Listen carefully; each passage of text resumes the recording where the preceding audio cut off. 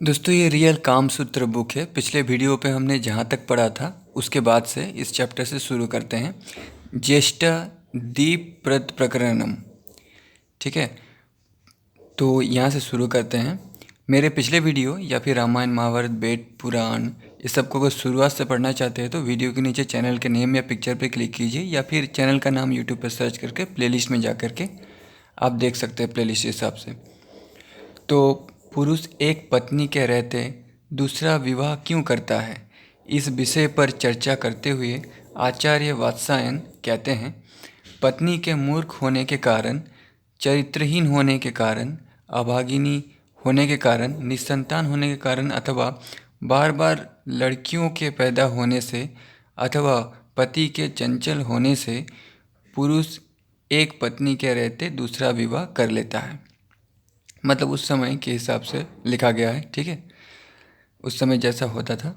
तो पत्नी के मूर्ख का मतलब है कि पति के बारे में कुछ ना समझने वाली, और उस समय लड़कियों का तादाद लड़कों से ज़्यादा हुआ करता था, तो इसीलिए यहाँ पे बार बार लड़कियाँ पैदा होने जैसा बात कहा गया है।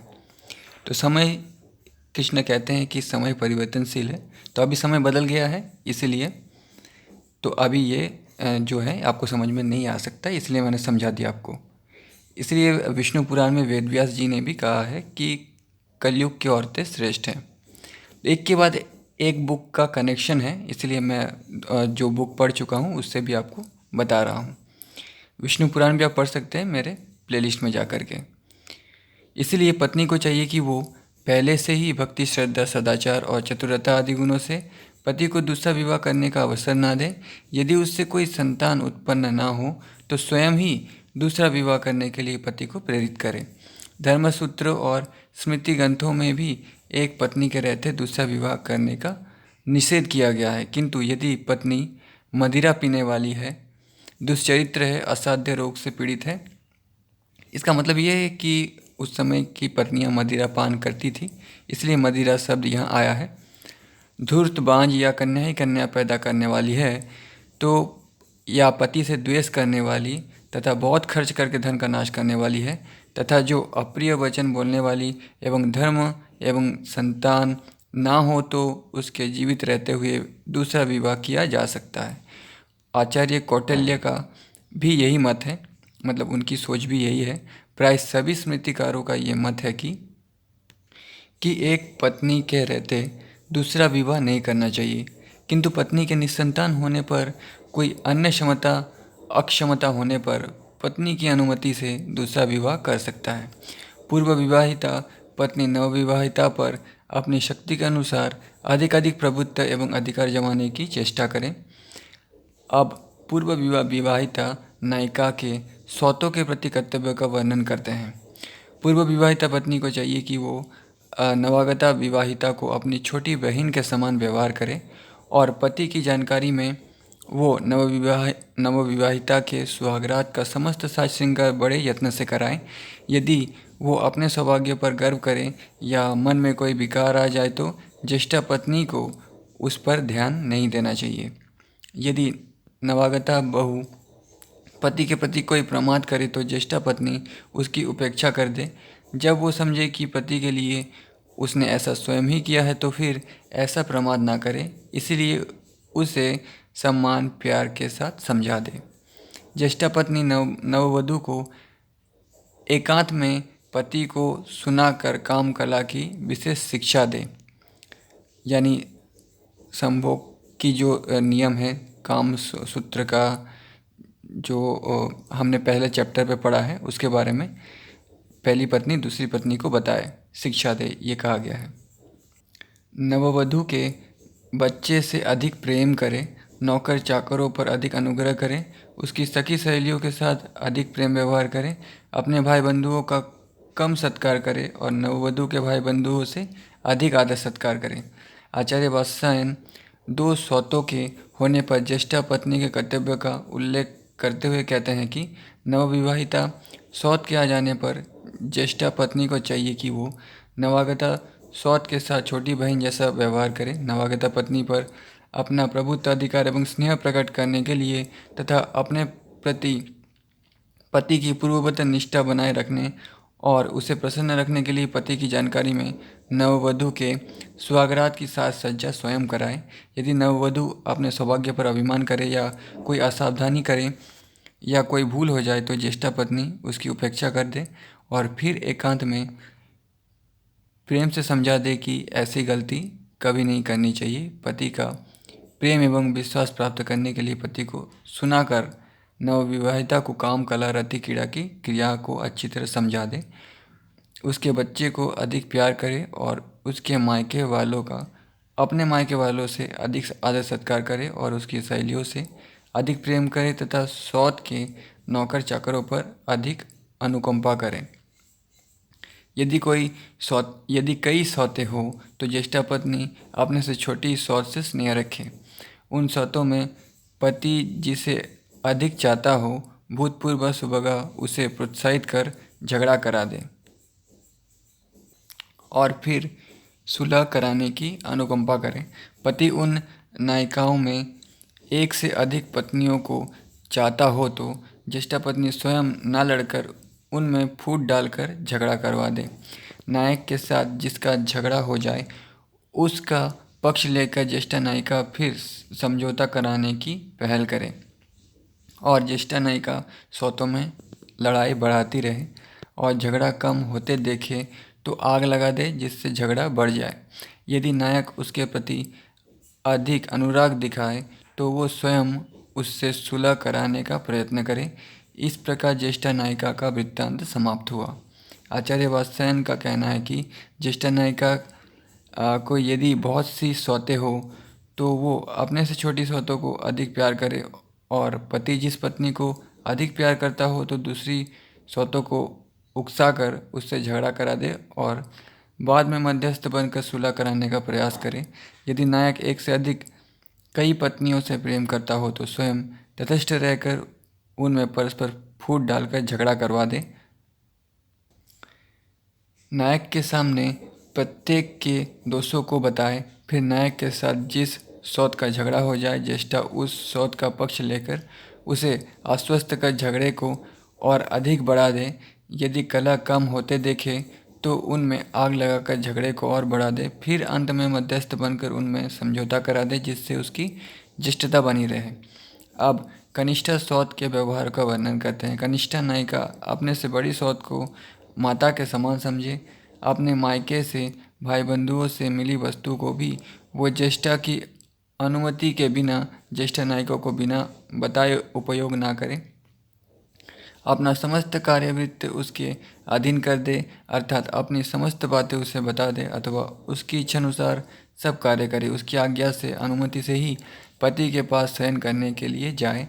उसकी बात किसी से ना कहे। उसके बच्चों को अपने बच्चों से अधिक प्यार करे। एकांत में पति की अधिक सेवा करे। सौत से सताए जाने पर भी अपने कष्ट को पति से ना कहे। पति के विशेष प्रेम और विशेष सम्मान प्राप्त करने की इच्छा करे। आपके प्रेम और सम्मान से ही मैं जीवित हूँ, इस प्रकार पति से कहे, किंतु पति से प्राप्त सम्मान और अनुराग को बाहर किसी से ना कहे। अब सौत के दोषों का वर्णन करते हैं। क्योंकि पति का रहस्य प्रकट करने पर पति का अपमान प्राप्त करती है। आचार्य गोनर्दीय का कहना है कि ज्येष्ठा सौत के भय से कनिष्ठा को एकांत में पति के समान का सुख प्राप्त करना चाहिए। यदि ज्येष्ठा सौत दुर्भागा और निसंतान हो तो कनिष्ठा उसके प्रति सहानुभूति रखे और पति से भी उस पर अनुकंपा करने के लिए सिफारिश करें। इस प्रकार कनिष्ठा नायिका ज्येष्ठा सौतों के प्रति एक चारिणी नायिका जैसा व्यवहार करे। ये कनिष्ठा नायिका का वृत्त समाप्त हुआ। उसके बाद प्रस्तुत प्रकरण में आचार्य वात्स्यायन ने पुनर्भू नायिका के संबंध में विचार किया है। उनका कहना है कि जिस प्रकार विवाह के बाद कन्या भार्या कहलाती है उसी प्रकार पुनर्विवाहिता पत्नी को पुनर्भू कहते हैं। मतलब एक बार जिसका विवाह हो चुका है फिर से पुनर्विवाह हुआ है उसको पुनर्भू कहते हैं। वो भी एक प्रकार की भार्या होती है। नारद के अनुसार जो एक पति से विवाह करने के बाद उसके मर जाने या किसी अन्य कारण से दोबारा विवाह करके दूसरे पति को प्राप्त करती है उसे पुनर्भू कहते हैं। पुनर्भू शब्द का अर्थ है जो दोबारा किसी पुरुष के साथ विवाह करके पत्नीत्व ग्रहण करे, और अन्य पूर्व का अर्थ है जो पहले पति से भिन्न पति के साथ विवाह करके भार्या बने। नारद के अनुसार जो स्त्रियां एक पुरुष से विवाह करने के बाद दूसरे पुरुष से विवाह कर लेती है उसे अन्य पूर्वा कहते हैं। ये अन्य पूर्वा स्त्रियां 7 प्रकार की होती है। इनमें 3 पुनर्भू कहलाती है और 4 की स्वरिणी। नारद के अनुसार पुनर्भू भार्या के 3 प्रकार है। अक्षत योनि स्त्री जिसका विवाह हो चुका है किंतु पुरुष से संसर्ग नहीं हुआ है, उसे अक्षत योनि कहते हैं। अक्षत योनि कन्या का जब पुनः विवाह होता है तो पुनर्भू भार्या कहलाती है। देश धर्म के अनुसार गुरुजनों द्वारा किसी को प्रदान की गई कन्या जब अपनी इच्छा से दूसरे पति से शादी कर लेती है तो वो दूसरे प्रकार की पुनर्भू भार्या कहलाती है। जो विवाहिता नारी पति के मरने के बाद मृत पति के स्वजातीय या सपिंड पुरुष को प्रदान की जाती है उसे तीसरे प्रकार की पुनर्भू भार्या कहते हैं। मतलब भीष्म पितामह का जो भाई था उनके मरने के बाद वेद व्यास जी ने जैसा करके प्राप्त किया था धृतराष्ट्र पांडु को, उस प्रकार की प्रथा के यहाँ पे कहा जा रहा है। नारद स्वरिणी के 4 प्रकार होते हैं। जो स्त्री पति के जीवित रहते चाहे वो संतान वाली हो या निसंतान काम के परवश होकर अन्य पुरुष के पास जाती है वो प्रथम प्रकार की स्वरिणी है। यानी संभोग के लिए जो स्त्री पुरुष के पास जाती है वो प्रथम प्रकार की स्वरिणी है। जो स्त्री अपने विवाहित पति को छोड़कर दूसरे के घर चली जाए और फिर अपने विवाहित पति के घर आ जाए उसे दूसरे प्रकार की स्वरिणी भार्या कहते हैं। जो पति के मरने के बाद देवर के साथ पत्नी के रूप में रहने लगती है वो तीसरे प्रकार की स्वरिणी है। द्रव्य देकर खरीदी गई तथा भूख प्यास से पीड़ित जो स्त्री मैं तेरी हूँ ये कहती हुई किसी पुरुष के पास जाती है तो वो चतुर्थ प्रकार की स्वरिणी कहलाती है। किंतु आचार्य विश्वरूप नारद की इस विवेचना को निरर्थक समझते हैं। अब आचार्य वात्स्यायन पुनर्भू नायिका के संबंध में विविध मत प्रस्तुत कहते हुए कहते हैं। यानी पहले जो मान्यता थी उसको आचार्य वात्स्यायन ने फिर अपनी सोच दी है। जो विधवा नारी अपनी इंद्रिय की दुर्बलता के कारण कामातुर होकर किसी गुणवान विलासी पुरुष को पति के रूप में प्राप्त कर लेती है उसे पुनर्भू नायिका कहते हैं। ये आचार्य वात्स्यायन का मत है। पहले के ज़माने का जो सोच है वो ऊपर लिखा गया है। आचार्य बाभ्रव्य का मत है कि बाभ्र के मतानुयायी आचार्य का मत है कि जो स्त्री अपनी इच्छा से अपने पूर्व पति को ये गुणहीन और अयोग्य है ऐसा समझकर उसे छोड़कर पुनः किसी दूसरे पुरुष को पति बना लेती है वो पुनर्भू कहलाती है। जो स्त्री संभोग सुख की प्राप्ति की इच्छा से किसी दूसरे पुरुष को पति के रूप में प्राप्त करती है वो पुनर्भू नायिका है। आचार्य गोनार्दीय का मत है आचार्य कि जो स्त्री एक गुणवान नायक के संभोग सुख प्राप्त करने के बाद दूसरे तीसरे चौथे नायक को क्रमशः उससे विशेष गुणवान और संभोग सुख देने वाला समझकर उसके पास चली जाती है, यानी पहले को छोड़कर दूसरे के पास जाती है क्योंकि वो अच्छा संभोग करता है, दूसरे के बाद तीसरा क्योंकि तीसरा दूसरे से बेटर है। इसी तरह से संभोग सुख देने वाला समझकर उसके पास चली जाती है, उसे वैश्या कहलाती है। तो ये आचार्य वात्स्यायन का सोच है। इससे पहले ऐसा सोच नहीं था, ठीक है, जैसा कि हमने यहाँ पर पढ़ा, ये देखिए यहाँ पे लिखा हुआ है। तो आचार्य वात्स्यायन जो द्वापर युग के अंत में पैदा हुए थे उस समय के लोगों का सोच बदल गया था, ठीक है। इसीलिए हम यहाँ से तरह तरह के लोगों का सोच को पढ़कर अलग अलग समय के लोगों का सोच समझ सकते हैं। त्रेता युग के अंत में या त्रेता युग में ऐसा कोई सोच नहीं था। जब आप वाल्मीकि रामायण पढ़ोगे तो आपको पता चलेगा। और तुलसीदास जी जो कामसूत्र के युग में ही थे, मतलब उससे पहले थे, उन्होंने इसीलिए लक्ष्मण रेखा जैसा फेक स्टोरी को अपने रामचरितमानस में लिख दिया था।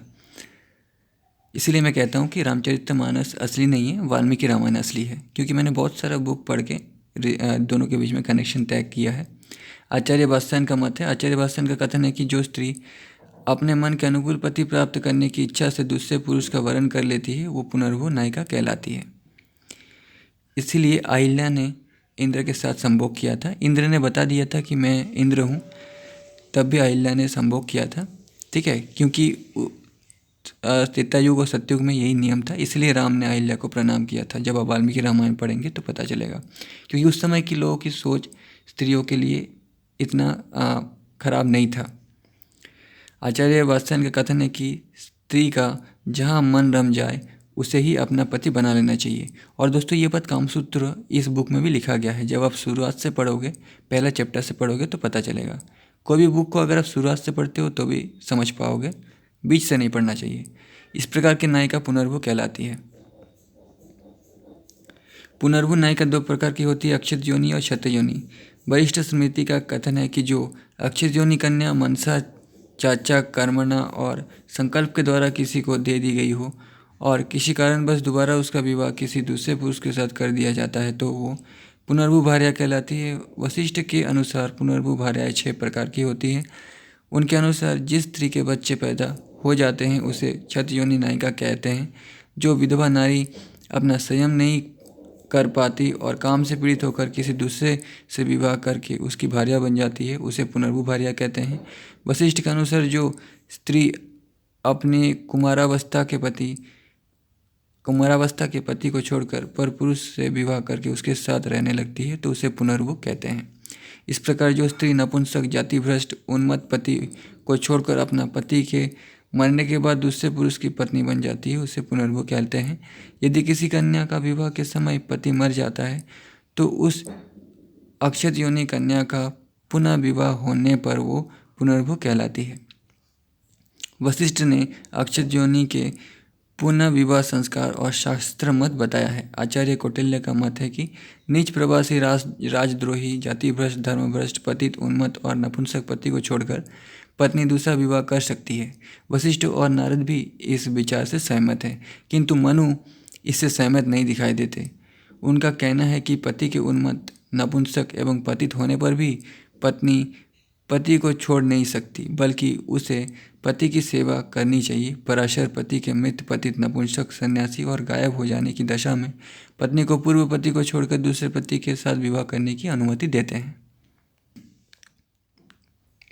उत्तम पुनर्भु नायिका अपने बंधु बांधवों से और नायक पति से सेवा करके इतना धन प्राप्त कर ले जिससे अपान का गोष्ठी, उद्यान क्रीड़ा, दान दक्षिणा, मित्र के आदर सत्कार का खर्च पूरा हो जाए। मध्यम एवं अधम पुनर्भु नायिका उपयुक्त खर्चे अपनी निजी पूंजी से करें, नायक के दिए हुए अथवा अपने आभूषणों को धारण करें। नायक के द्वारा प्रेम पूर्वक दी गई वस्तुओं के विषय में कोई नियम नहीं है। स्वेच्छा से एक पति का घर छोड़कर दूसरे पति के पास जाती हुई पुनर्भु नायिका प्रेमोपहार की वस्तुओं को छोड़कर नायक की दी हुई शेष वस्तुएं लौटा दे, किंतु यदि पति द्वारा निकाली जा रही हो तो कुछ भी ना लौटाए। ये पुनर्भु नायिका जिसके यहाँ जाए उसके घर स्वामिनी मालकिन की तरह रहे। पुनर्भु नायिका के अन्य स्त्रियों के साथ व्यवहार का वर्णन करते हैं। उसकी कुलीन स्त्रियों से प्रेम से व्यवहार करें। पुनर्भु नायिका पति के परिजनों के साथ निपुणता का और नायक के मित्रों से हंसी मजाक के साथ व्यवहार करें और कलाओं में अपनी कुशलता, भोग्यता और विशेषता का परिचय दे। कलह स्थान पर अर्थात कुलटाओं का संसर्ग, 2-3 रात घर न आना, घर से बाहर रहना, ये कलह स्थान है। इस प्रकार असद आचरण करने पर नायिका नायक को उलाहना दे या फटकारे। एकांत में 64 कलाओं का प्रदर्शन करें। स्वतों के साथ स्वयं अच्छा व्यवहार करें। उनके स्वतों के बच्चों को वस्त्रालंकार प्रदान करें और उन बच्चों के साथ अभिभावक की तरह बर्ताव करें। उनके बच्चों का आदर के साथ प्यार से साफ सुथरा करके अच्छे कपड़े पहनाकर अलंकार करें। नायक के परिजनों और मित्रों के प्रति अधिक उदारता तथा आदर सत्कार करें। उसे समाज गोष्ठी, अपानक गोष्ठी, उद्यान यात्रा तथा सैर सपाटे, बिहार आदि में नायक के साथ सम्मिलित होना चाहिए। ये पुनर्भु नायिका के कर्तव्य हैं। आचार्य वात्स्यायन पुनर्भु नायिका के कर्तव्य का उल्लेख करते हुए कहते हैं कि उत्तम प्रकृति की पुनर्भु नायिका जिस नायक के घर जाए वहाँ नायक से तथा कुटुंबियों की सेवा शुश्रूषा करके इतना धन अर्जित कर ले जिससे अपान गोष्ठी की, उद्यान विहार, दान दक्षिणा तथा नायक के मित्रजनों के आदर सत्कार के लिए समुचित व्यवस्था हो जाए। किंतु मध्यम और अधम कोटि की पुनर्भु नायिका उपयुक्त खर्चे अपने व्यक्तिगत पूंजी से करे और नायक द्वारा उपहार में प्राप्त वस्तुओं का उपभोग करने में वो स्वतंत्र है।